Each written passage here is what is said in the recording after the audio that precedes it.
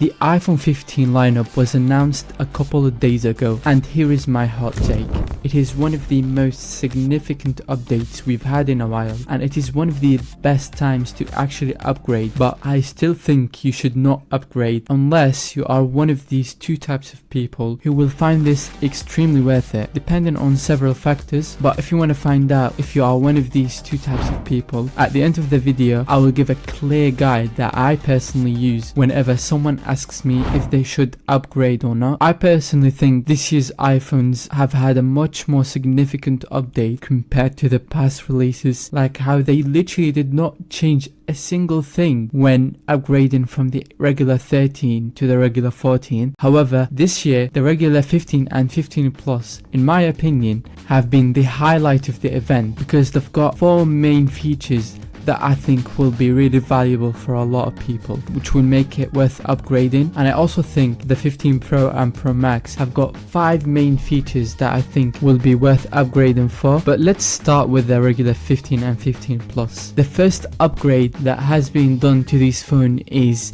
the dynamic island, and I know that many people say that it's basically useless and not many apps support it. I actually think it's quite useful sometimes. It shows you live activities like timers or a football game or Uber Eats, for example, or directions when you are going somewhere. So it doesn't change the overall experience that much, but I think it's a nice addition and a good step forward coming from the notch. So seeing the regular 15 and 15 Plus having the dynamic island, I think is a good thing, and I'm pretty sure a lot of people will like it. And I also think because now many more people will be using the dynamic island, a lot of developers will be brave enough to develop features for it, so it's going to be exciting to see what developers will do with it. Another feature that I think was underrated is that the regular 15 and 15 Plus will have a 48 megapixel camera, and the reason that I think this is a game changer is because this lens will allow you to have a 2x zoom, which is something I've been using on my 14 Pro Max literally daily, simply because I think it's the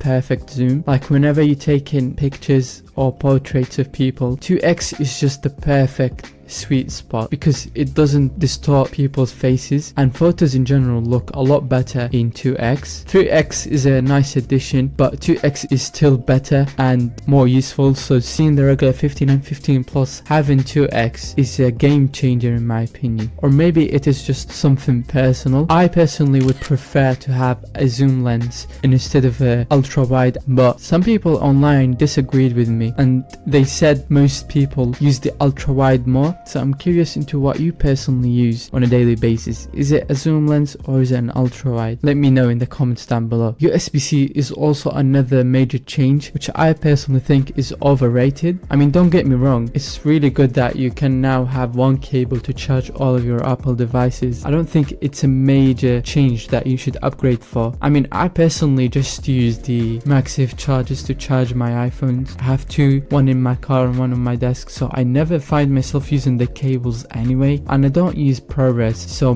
the files that I transfer between my phone and other devices are not that huge, and I find AirDrop to be more than good enough. But I don't know, maybe the 1% of people who use their iPhones as a professional camera might consider this a major update, but I don't think it matters that much for the regular person. Another thing that has changed in the iPhone 15s, which Apple didn't go over it that much, but I think is a really good thing, is that they got rid of the old back of the iPhone, which was glossy, because it simply left a lot of fingerprints, which looked really ugly when you use it without a case. But now I think it has this matte finish, which is going to be a lot easier to keep clean. The 15 Pro and Pro Max, on the other hand, will be using a completely different material, which is titanium, and they're claiming that it's going to be a lot lighter and stronger and more comfortable, and it's going to have softer and more rounded edges compared to the old iPhones, which I think is a good thing, because one of the complaints that I've had with my 14 Pro Max is that it's such a pain to use the phone without a case.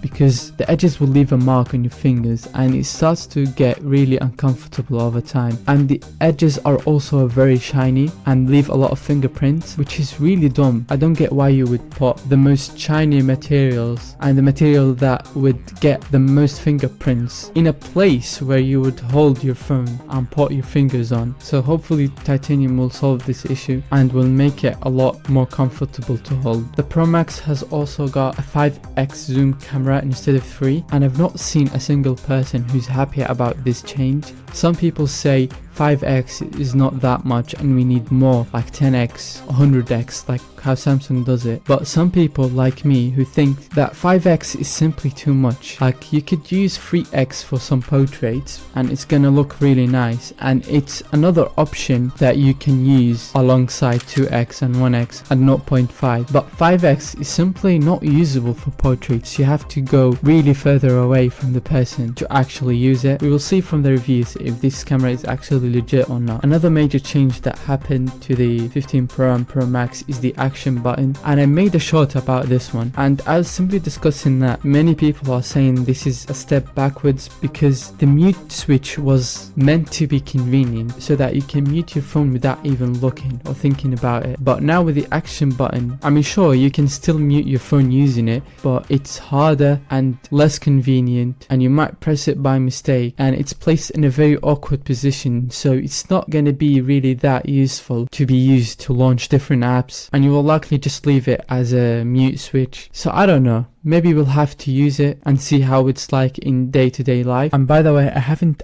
actually used a new iPhone 15 or 15 Pro, and all of these views are based on my experience with the 14 Pro Max. So let's just pretend that it's a 15 Pro Max for a second. I mean, at least it's better than pretending to have the new iPhones by using dummies like some people in this app. But anyway, please consider subscribing so that maybe, hopefully one day I might get sent on for review. The 15 Pro and Pro Max have also got a new A17 Pro chip. They actually talked about how it has a lot of new capabilities, like how it's based on 3 nanometers and how that will allow high-end games to be played on iPhone. But I think this will take ages and ages. It is a good step overall, but it's going to take time to actually take advantage of this chip. And speaking of taking advantage, I don't think most users will be able to take advantage of the faster USB-C 3 port on the 15 Pro and Pro Max, because you simply get the normal USB-C 2 cable with the box when you get a 15 Pro or Pro Max, which is just so stupid. Like Apple spent 15 minutes bragging about how they introduced this amazing cable to the 15 Pro and Pro Max and how fast it is, and pretending that they weren't forced to do this. And they also didn't include the cable that is required for this higher speed. Sometimes I just don't understand the decisions that Apple make. But anyway, let's go back to the original question. Who should upgrade to the 15 or 15 Pro? Well, as a general rule that I use for myself or for people who ask me, I tell them if you are the average person when it comes to tech, if you have a 4 years gap, then it might be worth upgrading and you will notice some difference. So if you have the iPhone 11 or older, you might want to consider upgrading, since it's quite a good time to upgrade. But if you are really into tech, then a 3-year gap could also work. So if you have the 12 series, then you might notice some significant difference if you upgrade to the 15. So even if you are really into tech, I don't think it's